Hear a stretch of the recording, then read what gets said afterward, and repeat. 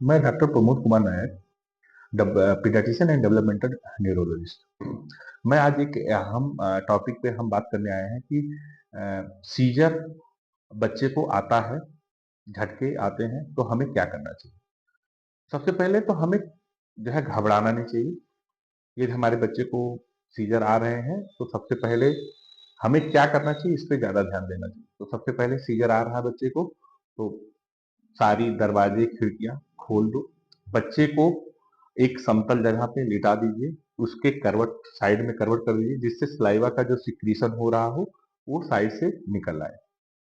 ये light, room की light जला दीजिए और उसका एक प्रॉपर वीडियो बना लीजिए, जिससे हमें ये पता चल सके, डॉक्टर को पता चल सके कि कौन से टाइप का सीजर है। क्योंकि सीजर को डायग्नोसिस करने के लिए एक तो हमें जो है किस तरह से सीजर आ रहा था इसका जानना बहुत जरूरी है, और कब कितनी देर के लिए आया है, क्या इसके एसोसिएटेड फैक्टर रहे हैं, फीवर जैसे है, फीवर है कि नहीं है।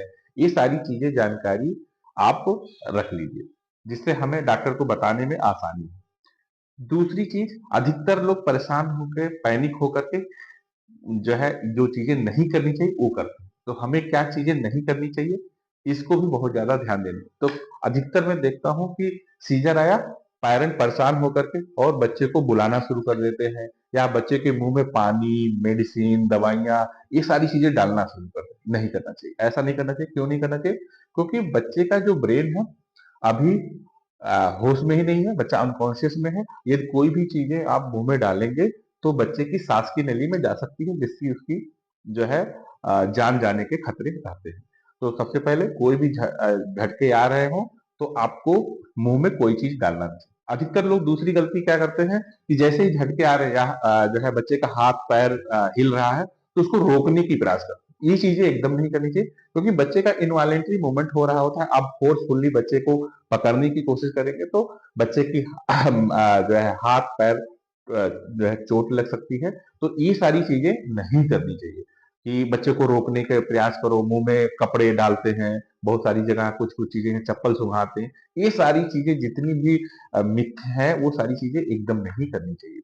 सबसे पहले यदि बच्चे को झटके आ रहे हैं या सीजर आ रहे हैं, तो ये 5 मिनट से ज्यादा है तो डॉक्टर को जरूर दिखाएं। डॉक्टर को किन कंडीशनों में दिखाना चाहिए, ये चीजें आप लोग नोट कर लीजिए और जानकारी होनी चाहिए। 5 मिनट से ज्यादा सीजर आ रहा है तो हमें डॉक्टर को जरूर दिखाना है। यदि बच्चा सीजर आने के बाद होश में नहीं आ रहा, तो ये झटके बहुत ज्यादा आ रहे हैं, लगातार आ ही जा रहे हैं और एक रेगुलर इंटरवल पे आ रहे हैं, तो भी हमें अपने डॉक्टर को दिखाना चाहिए। या बच्चे को सीजर जो है बहुत कम एज में आ गए हों और वो लंबे समय से आ ही रहे हों, तो भी हमें डॉक्टर को जरूर दिखाना चाहिए। तो इन सब बातों को ध्यान में रखते हुए हमें एक एक्सपर्ट डॉक्टर, डेवलपमेंटल पीडियाट्रिशियन या बच्चों के डॉक्टर पीडियाट्रिशियन या पीडियाट्रिक न्यूरोलॉजिस्ट को जरूर दिखाना चाहिए, जिससे हम उस बच्चे की मदद करें। घबराए नहीं। बच्चे में यदि सीजर आ रहा हो तो एकदम शांत कूल होकर के पेरेंट क्या करें, वीडियो बना लें, जिससे डॉक्टर को सीजर किस तरह पे आ रहा है, किस टाइप का सीजर है, इसको पता लगाने के लिए बहुत ही आसान तरीका है। और जब आप वो डॉक्टर देखते हैं तो उससे बच्चे की जो टाइप सीजर है, कि बच्चे में फोकल सीजर है, जनरलाइज सीजर है, या डिफरेंट टाइप के जो सीजर होते हैं, उसको पता करने में डॉक्टर को बहुत आसानी मिलती है। तो आप लोगों के माध्यम से मैं लोगों को जागरूक कर रहा हूँ कि सीजर आए, सीजर पे घबराइए नहीं। अपने बच्चे को एक समतल जगह पे लिटा दीजिए, जिससे बच्चा गिरे ना या कोई बच्चे को चोट ना लगे। दूसरी चीज, बच्चे को जो है एक करवट लिटा दीजिए, जिससे बच्चे में सलाइवेशन बहुत एक्सेसिव होती रहती है, तो वो सलाइवा बाहर निकल आए। तीसरी चीज, बच्चे को हाथ पैर जो है पकड़ करके दबाएं नहीं, कि सीजर उसको झटके रोकने का कोशिश ना करें।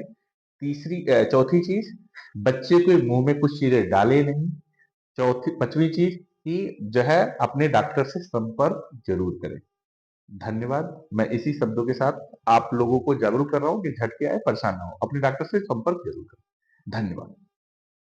ये जानकारी अच्छी लगे तो आप लोगों के साथ लाइक एंड शेयर ज़रूर करें।